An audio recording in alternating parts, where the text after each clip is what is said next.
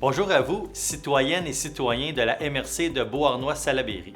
Je me présente, Miguel Lemieux, préfet de la MRC et maire de Salaberry de Valleyfield. Si vous êtes à l'écoute, c'est que la gestion des matières résiduelles vous préoccupe, ce que nous saluons vivement. Comme vous le savez, notre société industrielle et de consommation est confrontée à l'immense défi du traitement et de la saine disposition des matières que nous produisons. Ce à quoi n'échappe bien évidemment pas le Québec et le territoire de notre MRC. Si vous êtes au rendez-vous aujourd'hui, c'est que vous souhaitez en apprendre davantage sur les actions et les grandes orientations que nous entendons mettre de l'avant au cours des 7 prochaines années. Il nous fait donc plaisir de vous présenter dans les prochaines minutes notre projet de plan de gestion des matières résiduelles 2023-2029 pour le territoire de la MRC de Beauharnois-Salaberry. Nous vous livrerons également en fin de présentation les possibilités qui vous seront offertes pour commenter, réagir au projet de PGMR ou encore pour déposer un mémoire. Sans plus tarder, je vous laisse au bon soin de l'équipe du service de l'environnement et de la gestion des matières résiduelles de la MRC. Bon visionnement! Alors bonjour, aujourd'hui on vous présente le projet de plan de gestion des matières résiduelles, le PGMR 2023-2029 de la MRC de Beauharnois-Salaberry, dans le cadre de la consultation publique. Lors de la présentation, nous allons voir qu'est-ce qu'un PGMR et pourquoi une révision, le territoire d'application du PGMR, un bilan du PGMR 2016-2020, le portrait actuel des matières résiduelles, les objectifs et orientations du nouveau PGMR, le plan d'action 2023-2029, le cadre financier du PGMR et les modalités de la consultation écrite. Qu'est-ce qu'un PGMR? Le PGMR est un outil de planification territoriale pour la MRC et ses municipalités.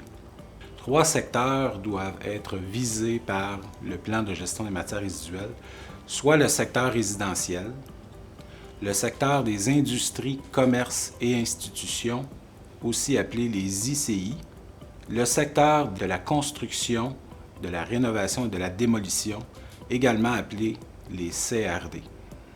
Pourquoi une révision du PGMR? Pour se conformer aux obligations gouvernementales, soit la loi sur la qualité de l'environnement qui exige une révision périodique à tous les 7 ans, les objectifs de la politique québécoise de gestion des matières résiduelles et de son plan d'action 2019-2024. Le PGMR doit également être conforme à la stratégie de valorisation de la matière organique lancée en 2020 par le gouvernement du Québec. Nous en sommes maintenant à la 3e génération de PGMR avec le PGMR 2023-2029. Au niveau du premier PGMR qui a été mis en vigueur en 2007, on a eu comme principale réalisation l'implantation de la collecte sélective par bac roulant et des surplus de carton, de même que la récupération des peintures et autres résidus domestiques, soit les RDD. Le deuxième PGMR, en vigueur à partir de 2016, a vu l'implantation de la collecte des matières organiques à la fin de l'année 2019 et l'amélioration des écocentres municipaux.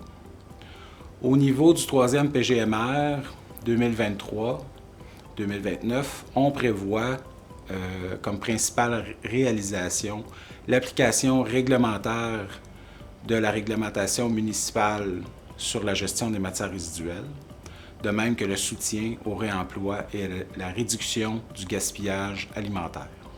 Le territoire d'application du PGMR comporte 6 des 7 municipalités de la MRC, soit Saint-Urbain-Ier, Sainte-Martine, Saint-Étienne-de-Beauharnois, Saint-Louis-de-Gonzague, Saint-Stanislas-de-Cosca et Salaberry de Valleyfield.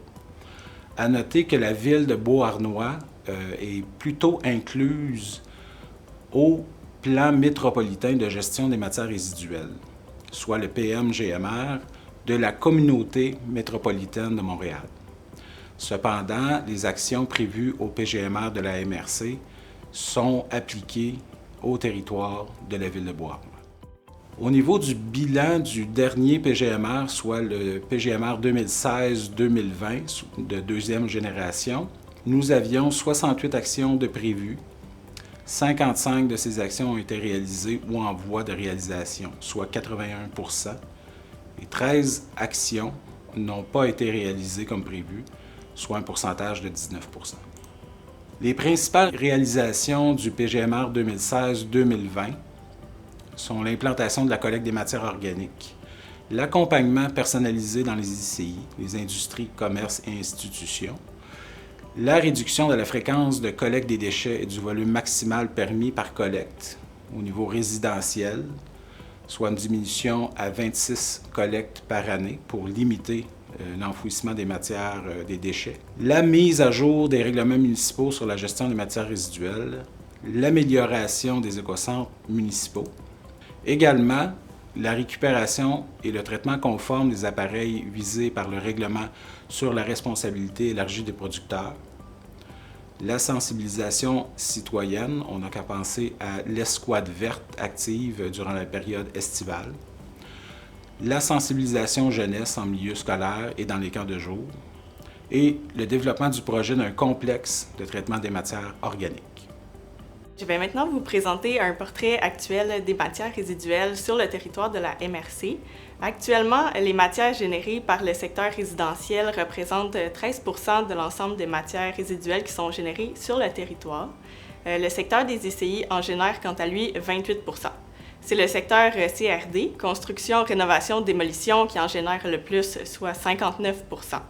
En ce qui a trait aux matières résiduelles éliminées, 48 % de ces matières proviennent du secteur CRD, 27 % du secteur des ICI et 25 % du secteur résidentiel. En ce qui a trait au taux global de récupération, selon les dernières données disponibles, nous récupérons actuellement sur le territoire de la MRC 72 % des matières qui sont récupérables, c'est-à-dire les matières qui ont un potentiel d'être recyclées ou valorisées. C'est une amélioration comparativement aux données de 2013 qui indiquent que cette année-là, 43 % des matières récupérables ont été récupérées. Au niveau des matières résiduelles générées sur le territoire, on remarque une hausse entre 2013 et 2019. En 2013, 94 993 tonnes de matières ont été générées, ce qui représente 1515 kg par habitant.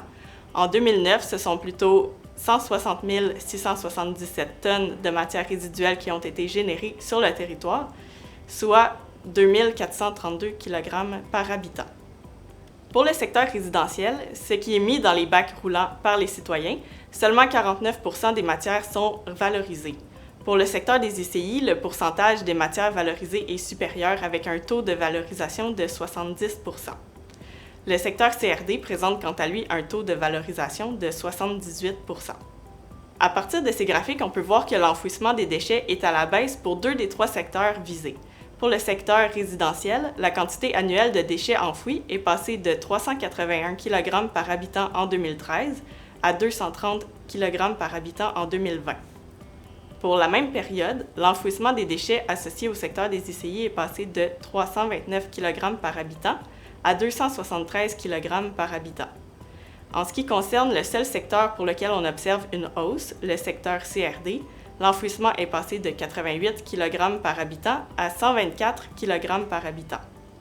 Malgré cette hausse de l'enfouissement du secteur CRD, on observe tout de même une baisse générale de l'enfouissement en combinant les 3 secteurs, passant de 797 kg par habitant à 628 kg par habitant. L'objectif québécois pour 2023 est de 525 kg par habitant.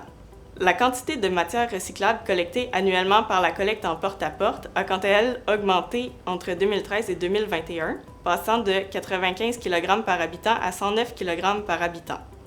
La quantité de matières organiques collectées a connu une très forte hausse pour la même période, soit entre 2013 et 2021, passant de 10 kg par habitant à 111 kg par habitant.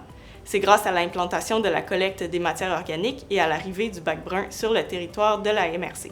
Le projet de PGMR 2023-2029 présente 13 objectifs qui sont les suivants. Donc, le premier est de réduire la quantité de matières résiduelles éliminées en provenance des collectes municipales à 200 kg par habitant. Nous en sommes actuellement à 230 kg par habitant. Ensuite, encourager les bonnes pratiques de gestion des matières résiduelles et de réduction des déchets. recycler 80% du papier, du carton, du verre, du plastique et du métal en provenant du secteur résidentiel et recycler 75% du papier, du carton, du verre, du plastique et du métal en provenant du secteur des ICI. Pour ces deux objectifs, nous en sommes actuellement à 66%. Par la suite, nous avons également comme objectif de recycler 60% des matières organiques générées par le secteur résidentiel et le secteur des ICI et qui sont assimilables à la collecte régionale. Favoriser la valorisation de l'ensemble des boues des stations d'épuration lorsqu'elles respectent les critères environnementaux. Encourager la gestion conforme des boues de fosses septiques. Recycler et valoriser 70% des résidus de construction, de rénovation et de démolition. Enfin, nous visons également à contribuer à l'atteinte des objectifs prévus au règlement sur la récupération et la valorisation de produits par les entreprises et assurer la proximité des points de dépôt. Également, soutenir les acteurs locaux et régionaux qui pratiquent et encouragent la réduction à la source et promouvoir et développer les services destinés au réemploi. Finalement, nous avons également à mettre en place des mesures permettant d'améliorer la précision des statistiques liées à la gestion des matières résiduelles et à diffuser annuellement à la population l'évolution de la performance de la gestion des matières résiduelles de la MRC et de ses municipalités.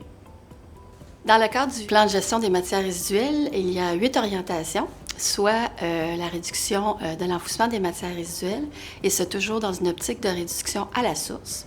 Améliorer la qualité et augmenter la quantité de matières recyclables détournées de l'enfouissement en provenance des secteurs résidentiels et des industries, commerces et institutions. Détourner les matières organiques de l'enfouissement, notamment par la collecte des matières organiques. Veiller à la saine gestion des boues de stations d'épuration et des installations septiques. Aussi, encourager la gestion responsable des résidus de construction, rénovation et démolition qui sont apportés par les citoyens dans les écocentres du territoire. Planifier une gestion concertée des RDD, des matières provenant des technologies d'information et des communications, et des autres matières visées en tirant profit des programmes de la responsabilité élargie des producteurs, encourager les filières de réduction à la source et du réemploi, suivre et diffuser les statistiques de gestion des matières résiduelles et les communiquer aux citoyens notamment. Dans le cadre du plan d'action, il y a 83 actions à réaliser. Évidemment, diminuer l'enfouissement, en analysant et proposant différentes mesures incitatives, par exemple en réduisant la fréquence de la collecte des déchets, la tarification utilisateur-payeur, en appliquant la réglementation municipale sur la gestion des matières résiduelles, sur les secteurs résidentiels, mais aussi auprès des industries, commerces et institutions. Une autre des 83 actions est d'améliorer la gestion des résidus de construction, de rénovation et de démolition par l'optimisation de la capacité d'accueil des écocentres municipaux en améliorant le tri des CRD, en particulier le bois. Poursuivre la recherche et le développement de débouchés afin d'en assurer le recyclage et la valorisation. Notamment, comme action, nous voulons soutenir et développer les initiatives à l'égard du réemploi et de la réduction du gaspillage alimentaire par une analyse de la gestion des surplus alimentaires sur le territoire et en périphérie, et afin de réduire le gaspillage des matières alimentaires propres à la consommation. Soutenir le projet de symbiose industrielle en partenariat avec les partenaires et les experts du Comité 21 Québec. Le déchet de l'un devient la matière première de l'autre. Donc, c'est un projet qui pourrait permettre d'appliquer des stratégies d'économie circulaire, toujours dans l'optique de soutenir et développer les initiatives à l'égard du réemploi et de la réduction du gaspillage alimentaire. On aimerait effectuer une analyse technique et économique de l'implantation d'un service de collecte des résidus encombrants qui serait potentiellement recyclable et réutilisable.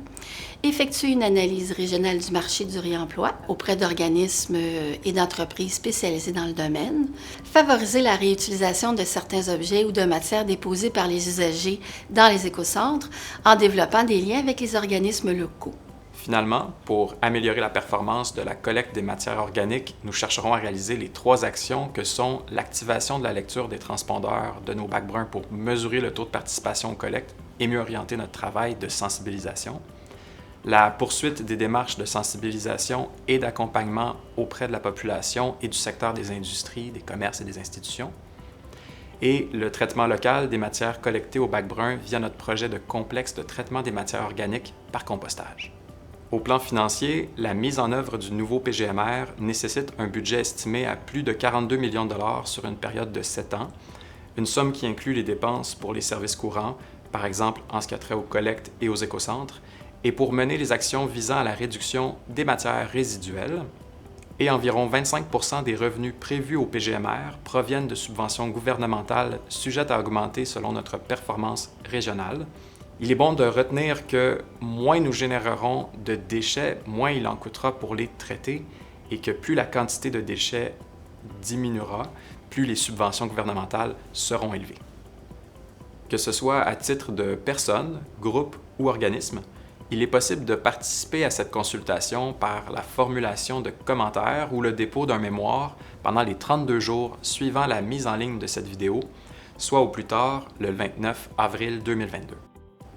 Ces commentaires et mémoires seront acceptés par voie postale à l'adresse MRC de Beauharnois-Salaberry, aux 2 rue Élysée-Beauharnois, le J6N1W6, par courriel au environnement@mrcbhs.ca, via le site Internet au mrcbhs.ca/PGMR.